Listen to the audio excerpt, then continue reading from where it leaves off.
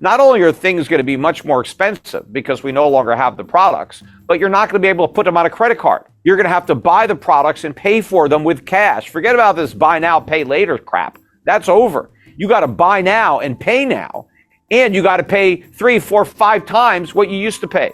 If you look at where interest rates are and what the interest on the national debt is likely to be at the end of next year, we really need to cut government spending by about 50% in order to balance the budget. That shows you how out of whack it is and how far we're living beyond our means. Nobody is willing to cut the budget at all, let alone by 50%. So, there is no political way out of this. It's just not going to happen. So the reality is inflation is what's going to happen. Right? The money is going to lose a lot of value. The key is going to be to prevent hyperinflation. That's going to be the key, to prevent the dollar from losing all of its value. So people are going to lose the value of government benefits. So let's say you're getting Social Security. The real value of those benefits at a minimum is going to be cut in half. That's reality.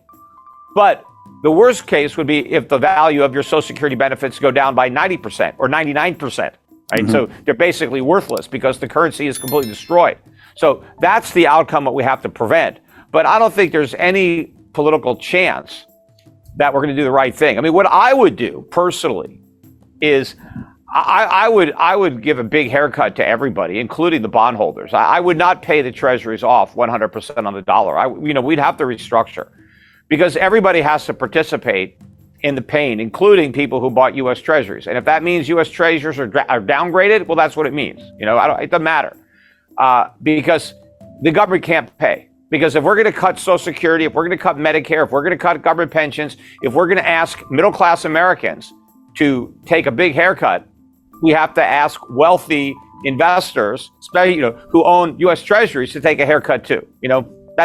They took a risk. They loaned money to the U.S. government. The U.S. government was clearly bankrupt. They deserve what they get.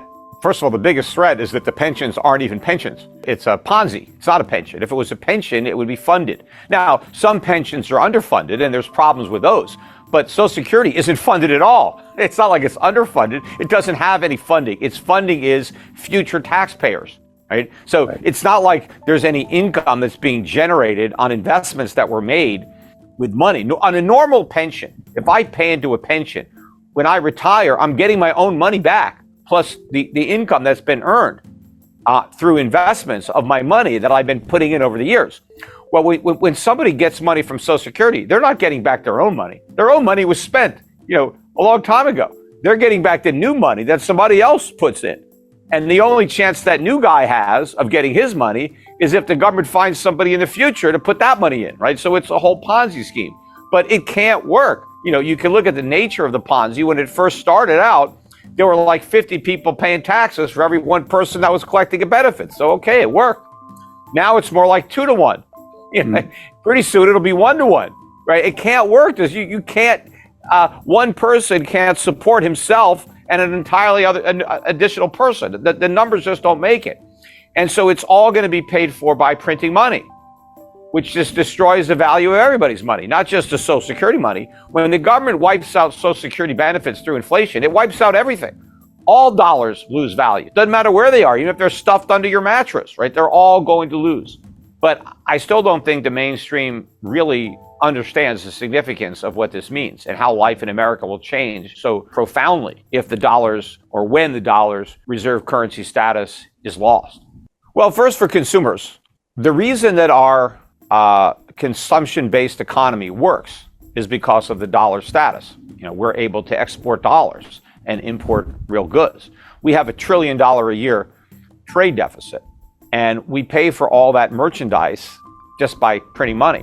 So we don't have to expend any resources, yet we can import $1 trillion worth of goods that the rest of the world consumed considerable resources producing. So the first thing that's going to happen is we're not going to be able to run these trade deficits anymore. Our trade is going to have to be brought into balance. And that means basically, let's say $1 trillion worth of merchandise every year disappears from our shelves. And there's really nothing to replace it with.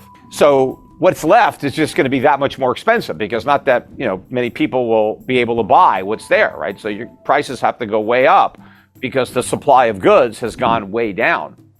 Also, credit is going to become far less plentiful because the reverse of this, right? We've been able to send out these dollars that we just create out of thin air and get $1 trillion a year worth of goods that are produced in factories by real workers, right? And then we give them these dollars. And then what do the Chinese or everybody else do with those dollars? They lend them back to us, right? They buy mortgage-backed securities. They buy securitized credit card debt or all these debt instruments that are created. They buy them. So they supply us with goods and then they loan us the money right back after they get paid. And so what's going to happen is we're not going to get the goods anymore, but we're also not going to get the credit. And so consumer credit rates are going to skyrocket. So not only are things going to be much more expensive because we no longer have the products, but you're not going to be able to put them on a credit card. You're going to have to buy the products and pay for them with cash. Forget about this buy now, pay later crap. That's over. You got to buy now and pay now. And you got to pay 3, 4, 5 times what you used to pay. Yeah. And of course, a lot of people are going to lose their jobs. There's going to be massive unemployment initially when the dollar loses its reserve currency status, because that reserve status has supported this consumer economy that is really just a gigantic distribution center where we import goods from the rest of the world and then we distribute it throughout the country. And you have all these stores that people go to buy all this imported stuff that has been, distributed. So it's all logistics and shipping and retail. But when you take away the underlying products that all this service sector economy is based on, then everything that was built on top crashes down. So if you don't have any more merchandise on the shelves at Walmart, you don't need all these Walmarts anymore. There's too many of them. We got nothing to put on the shelves. We don't need all the people that work there. We don't need all the people that were delivering the goods. We don't need all this stuff collapses when you pull out the bottom, which is the stuff. And so unemployment is going to be widespread. We're going to have to rebuild a legitimate economy that is self-sufficient, meaning that if we want to consume, we got to produce. If we want to borrow, somebody else in America has to save. We can't rely on the world's manufacturing capacity, and we can't rely on the world's savings. We have to rely on ourselves, like we did in the 1940s, the 1950s, 1960s, or go further back when we were an exporting nation, when we were a creditor nation. We have to get back to where we were, but we can't get back there with today's level of government. We need a dramatic reduction in the size and scope of our government. We need lower taxes. We need fewer regulations. But in order to make that possible, we need massive cuts in government spending. Now, again, if we don't get that, we just get inflation that wipes everything out, and then we're going to have to start all over again. But it's going to be very difficult to start over again, especially given the way the political winds have been blowing, given how dumbed down the electorate is. It's very scary to be in this situation because America may end up going all in on socialism. I mean, we've been, going down that road to serfdom for a long time, and we may finally get there, and just blame all this on freedom and capitalism and just say the solution is the government has complete control over the U.S. economy. And, then we're Cuba, or Soviet Union or something like that. I mean, so it's very scary where this may eventually head.